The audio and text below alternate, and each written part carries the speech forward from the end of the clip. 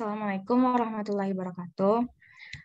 Puji syukur marilah kita ucapkan atas kehadiran Allah Subhanahu wa taala karena telah memberikan rahmat dan karunia-Nya kepada kita semua sehingga kita dapat hadir pada sesi diskusi pada hari ini melalui Zoom meeting.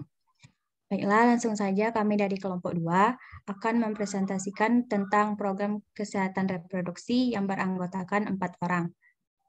Next slide.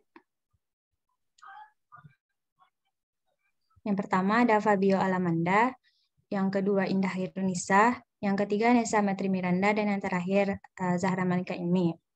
Baiklah, untuk slide yang pertama yang akan dibacakan oleh Indah Hirunisa. Pada Indah dipersilahkan. Baik, moderator, terima kasih. Saya akan menjelaskan tentang landasan hukum dan peraturan yang mendukung. Yang pertama ada Undang-Undang Nomor 36 Tahun 2009 pada pasal 75, yaitu mengatur tentang larangan melakukan aborsi serta beberapa kejadian pengecualiannya, yaitu indikasi kedaruratan medis yang dideteksi sejak usia dini kehamilan, baik yang mengancam nyawa ibu dan janin atau yang menderita penyakit genetik.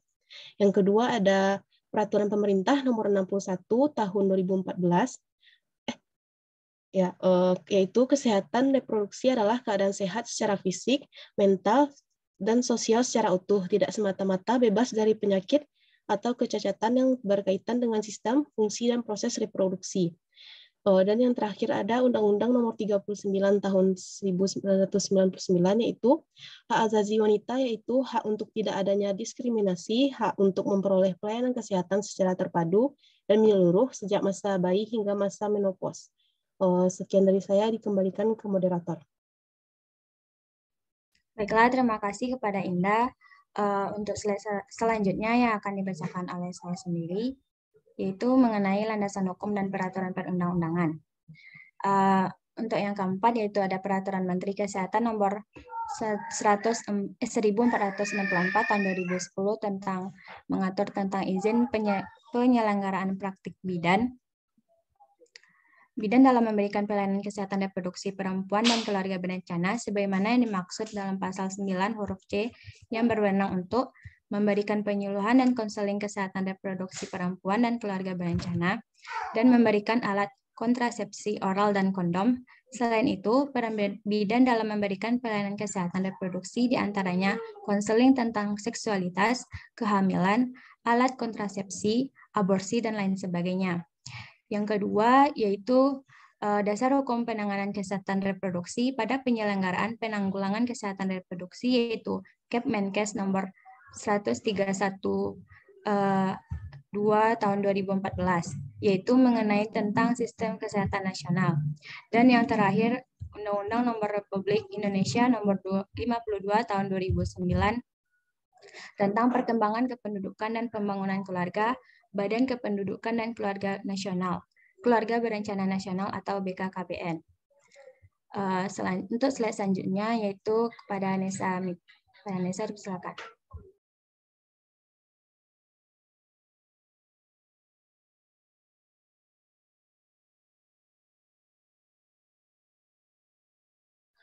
Nessa masih unmute.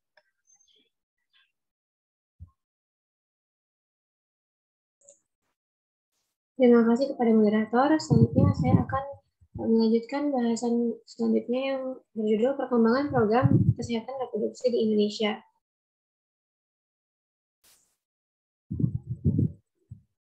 Yang pertama yaitu Mei 1996, di mana pada tahun ini menghasilkan beberapa kesepakatan terkait dengan program kesehatan reproduksi di Indonesia melalui Lokakarya Nasional Kesehatan Reproduksi. Yang pertama yaitu pelayanan kesehatan reproduksi yang dilaksanakan secara integratif dan dikategorikan dalam paket pelayanan, yaitu pertama ada paket pelayanan kesehatan reproduksi esensial yang mencakup pertama kesehatan ibu dan bayi baru lahir, keluarga berencana, kesehatan reproduksi remaja, dan juga pencegahan dan penanggulangan infeksi saluran reproduksi. Paket kedua yaitu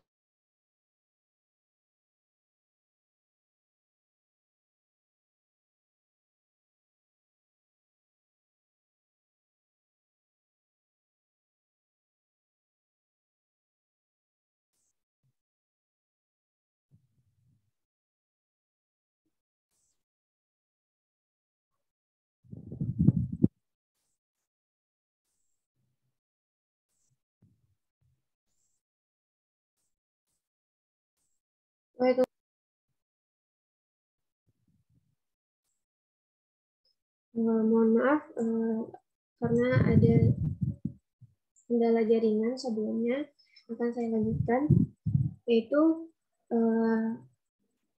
program pertama tadinya yaitu pelayanan kesehatan reproduksi yang dilaksanakan secara integratif dan dikategorikan dalam paket pelayanan, yaitu pertama paket pelayanan kesehatan reproduksi esensial yang mencakup kesehatan ibu dan bayi baru lahir, keluarga berencana, kesehatan reproduksi remaja, serta pencegahan dan penanggulangan infeksi saluran reproduksi.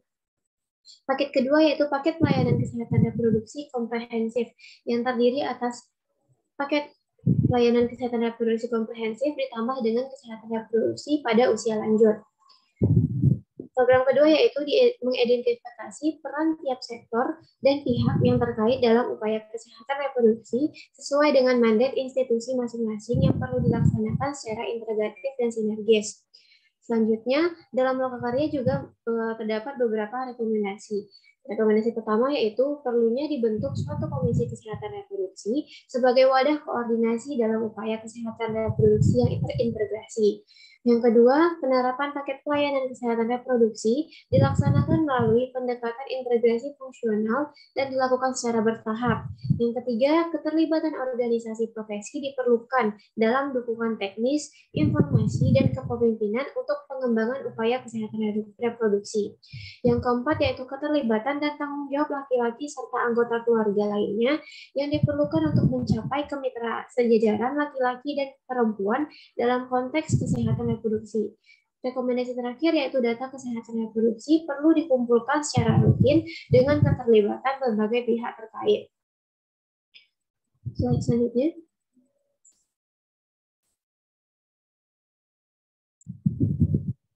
Selanjutnya yaitu pada tahun 1998 telah dibentuk Komisi Kesehatan Reproduksi yang terdiri atas 4 kelompok kerja atau Pokja, yaitu yang pertama Pokja Kesehatan Ibu dan Bayi Baru Lahir, yang kedua Pokja Keluarga Berencana, Pokja Kesehatan Reproduksi Remaja, serta Pokja Kesehatan Reproduksi Usia Lanjut untuk PKRK. Sekian yang dapat saya sampaikan, saya kembalikan kepada moderator. Terima kasih kepada Nesa. Untuk slide selanjutnya yaitu yang akan dibacakan oleh Indah. Pada Indah dipersilahkan. Baik, moderator. Next slide. Pada tahun 1999, Komisi Kesehatan Reproduksi bertemu secara berkala dan menampung hasil diskusi yang kebanyakan dilakukan di tingkat Pokja. Mekanisme ini tingkat Pokja terus diperbaiki secara bertahap agar fungsi koordinasi dapat dilaksanakan secara efektif. Selanjutnya, pada tahun 2000, konsep dan pedoman-pedoman tentang kesehatan reproduksi telah disosialisasikan ke seluruh provinsi dengan harapan dapat diimplementasikan melalui sumber dana yang ada di masing-masing provinsi dan kabupaten atau kota. Selanjutnya ada pada tanggal 20 Oktober 2003, diadakan Lokakarya Nasional Kesehatan Reproduksi kedua di Jakarta yang dihadiri oleh seluruh sektor terkait, di mana kembali menghasilkan beberapa rekomendasi dan keputusan yang menciptakan perubahan dan pendekatan dalam menangani program kesehatan reproduksi. Selain itu, dalam era desentralisasi dewasa ini, penerapan upaya kesehatan reproduksi diarahkan untuk mengatasi masalah kesehatan reproduksi setempat dan dalam konteks sosio-budaya setempat. Sekian dari saya, dikembalikan kepada moderator. Terima kasih kepada Indah. Sekian hasil diskusi dari kelompok kami. Kalau ada kesalahan kata, mohon dimaafkan. Assalamualaikum warahmatullahi wabarakatuh.